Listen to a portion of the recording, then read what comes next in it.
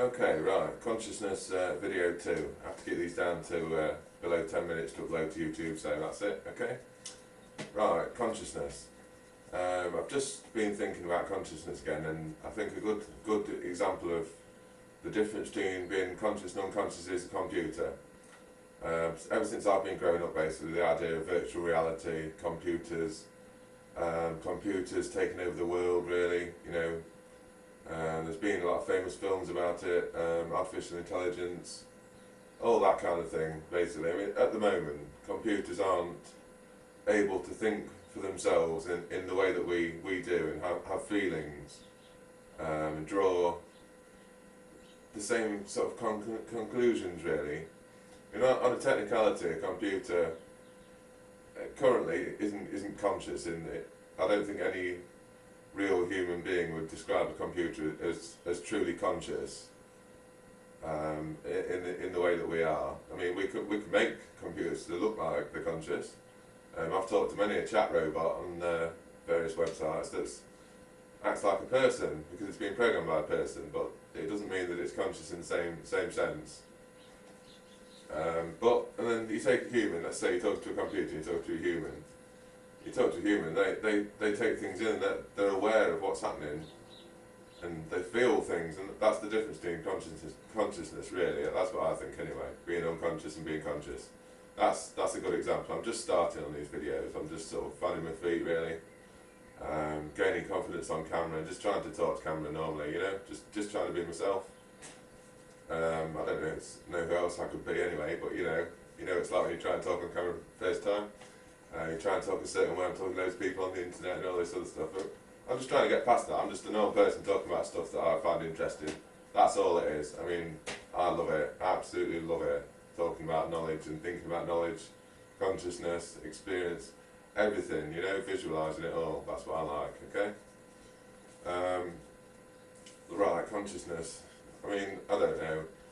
I've said quite a lot of stuff about it already, in a way, and hopefully this will start a topic, but you know, I mean, I think, really, well, like I say, all the stuff like telepathy and stuff, I've always been fascinated by it, but I've always sort of thought, well, you know, you can't really prove this, you know, there's no actual sort of 100% proof.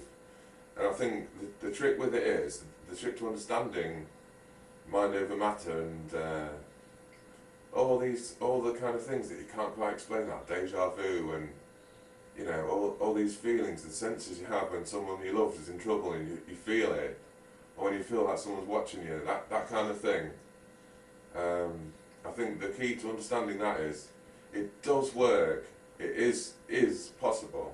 You can't, so to speak, you can't deny that it's possible because of the loop of 3 arguments that I'm presenting anyway, and that's the fundamental key to it, right, okay? But it's not 100%, that's the thing, you see. For example, if I said, hey, I can read your mind because, let's say I've read somebody's mind 10 times, for example, okay? Could be 20, 50, 1 million, doesn't matter. But let's say that I'd successfully read somebody's mind before, or it couldn't be proved that I hadn't, okay? And then someone says to me on YouTube, right, what am I thinking of now? And the moment that I fail, people will disbelieve me, you see? Even though I might have succeeded in the past, and I may succeed after that instance, if I can't do it 100%, then people don't class it as a proof. And that's the thing, you see. That's the problem with things like precognition, the idea that you might know what you're going to do before you do it. You might have your own destiny programmed into you, into your own mind somehow, sort of. And I think things like karma, spiritualism, as in like, I feel really spiritual, at one with the universe, you know, meditation, some forms of prayer, higher thought. I think it's all the same thing really, in a way. I think it's all trying to clear your mind, you know, just trying to think simply and trying to feel okay. And it's not about feeling good, I think it's about feeling acceptable, contented, you know. I think it's about subtlety. And I think all this stuff when people talk about the universe flowing, this and that, warm in tune with such and such a vibe, this, that and the other, good vibrations, man, and all that. It's all it's all the electricity being given off by other life forms, I think. I mean, that sounds like a really deep thing, doesn't it? But it's not really. It's down to a practicality. That's what it's all about. It's because I mean, you can think about all this all day and all night if you want to for the rest of your life, whatever.